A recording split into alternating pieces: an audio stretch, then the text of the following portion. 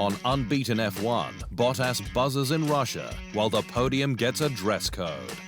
Watch our full 24-minute episodes first and get the latest news as it happens at our new home, unbeaten.com/Formula One.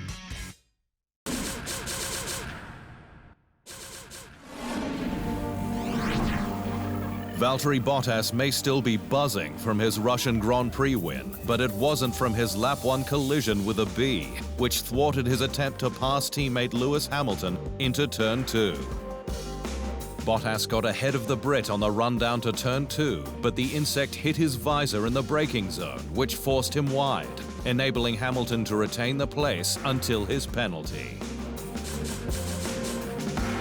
There was like a massive bee or something that hit my visor just before my braking, so I couldn't see when I should brake. So that's why I went too deep, he said. Lewis Hamilton will now have to wait for next week's race at the Nürburgring for a shot at that 91st win that will finally draw him level with the iconic 7-time F1 world champion Michael Schumacher. But the Brit has since been recognized for his off-track activism, with Time magazine naming Hamilton as part of their 2020 Top 100 list of the world's most influential people. Hamilton has championed the Black Lives Matter and F1's End Racism causes at every race, using his global platform for positive change that has now been rewarded with a place on the list. Hamilton was named in the Titan category and joins Me Too movement founder Gabrielle Union, NBA hero Dwayne Wade, and Dr. Tunji Funsho, chair of Rotary International's polio eradication program in Nigeria. Hamilton's inclusion on the list was lauded by African-American NASCAR driver Bubba Wallace, who said he was an inspiration. To see him conquering the track damn near every weekend, it motivates me to try to do the same, he said.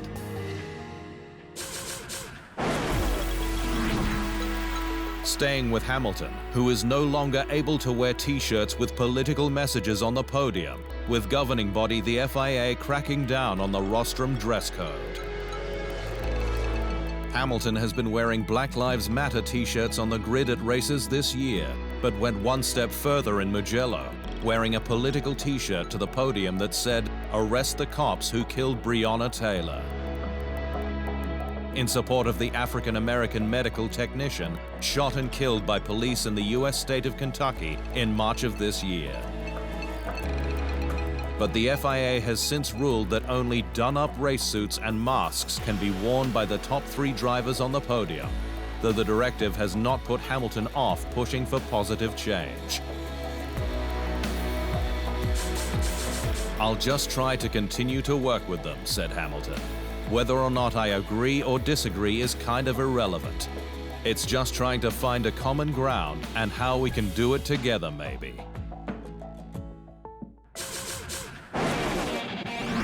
It was back to work for Fernando Alonso last week, with the 2-time F1 world champion visiting Renault's dual Enstone and Viry-Châtillon bases to get up to speed for 2021. Alonso, who secured back-to-back title doubles for the French marque in 2006, is leaving no stone unturned for his 3rd stint racing with the team, though it will be rebranded as Alpine. The Spaniard's short visit enabled him to get his seat created, try out the simulator, and again meet with key people at the team. Visiting the facilities after so many years, you always discover new things. Simulator is new, wind tunnel is updated.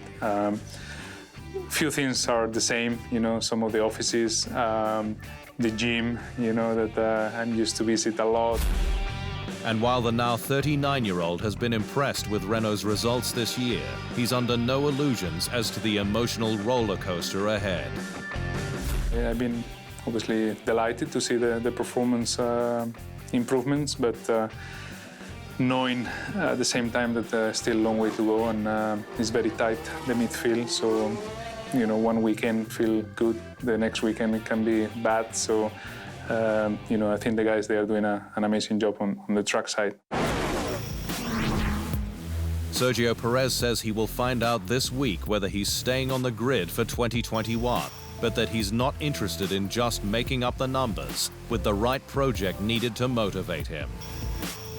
The Mexican, who joined the sport with Sauber in 2011, making this year his 10th in F1, would make most sense at American team Haas, but we'll soon find out if it's a realistic option. I must make sure I'm able to get a project that motivates me. If not, I won't be continuing, he said. The 30-year-old was all class in Russia, finishing 4th, and kept tight-lipped as the media dug deeper into the moves behind his 21 exit. Romain Grosjean says that he has options beyond F1, including the World Endurance Championship and Formula E, should Haas choose to replace him from 2021. The 34-year-old is currently in his 5th season with the US squad, but has been outscored by teammate Kevin Magnussen in the last 2, with the Dane earning the squad's sole point this year in Budapest. There are options elsewhere as well, which can be interesting, but obviously Formula One is Formula One, he said. Haas is not in a hurry to finalize its lineup, with options galore, including Mexican Sergio Perez, who team principal Gunther Steiner has said is not necessarily a no-brainer. His focus, a longer-term fit. Whatever we change, if we change, or whatever we keep, we need to keep it also for 22. To introduce a new car in 22 and introduce a new driver would be wrong, because the focus in 22 needs to be on the new car and not on the new driver. Former F1 driver Alex Zanardi continues to recover from head injuries he sustained in June during an Italian handbike road race, with the 53-year-old successfully undergoing craniofacial reconstruction surgery last week at Milan's San Raffaele Hospital. The Italian's long-term prognosis remains unclear, with his cognitive and motor rehabilitation ongoing, while more craniofacial surgery has been scheduled in the coming weeks. According to the latest hospital statement, Zanardi is subjected to sessions of cognitive and motor rehabilitation with the administration of visual and acoustic stimuli, to which the patient responds with transient and initial signs of interaction with the environment. Mick Schumacher continues to march towards sealing the F2 championship, the German leaving Sochi with a 22-point lead in the standings over second-placed Callum Ilott with 2 rounds, 4 races to go. Schumacher, who is tipped to join Kimi Räikkönen at Alfa Romeo Racing next year, won the Sochi feature race and finished 3rd in the sprint, with Sunday's event featuring a gigantic crash between Jack Aitken and Luca Ghiotto, with both drivers okay. But Schumacher is not taking anything for granted and continues to work on his weaknesses to bring the title home. Yeah, I did 1 or 2 mistakes this year, which obviously cost us a lot of points. And then we had, I think, 1 or 2 unlucky races as well, which, just kind of takes the overall performance a bit down, because we've been since then consistent on every weekend. 2020 Formula 3 champion Oscar Piastri is on the hunt for a seat on next year's F2 grid, with the Australian set to make good use of the €300,000 scholarship from Pirelli for winning the title. Piastri, who lifted the F3 crown at the final round held in Mugello, is tipped to stay on with Prema, which races in both categories, potentially replacing F1 prospect Mick Schumacher. We're going to be trying to get a seat on the F2 grid. I think I proved myself pretty well in F3. I've certainly still got some things to work on, namely qualifying a bit better. Piastri is managed by ex-Red Bull F1 driver and fellow countryman Mark Webber, a straight talker who knows the path to the top. Obviously, he's in my corner completely, so he's always positive and giving me advice. I think during his F1 career, he definitely told it how it was and didn't mess around with any politically correct terminology. And he's like that as well as a person.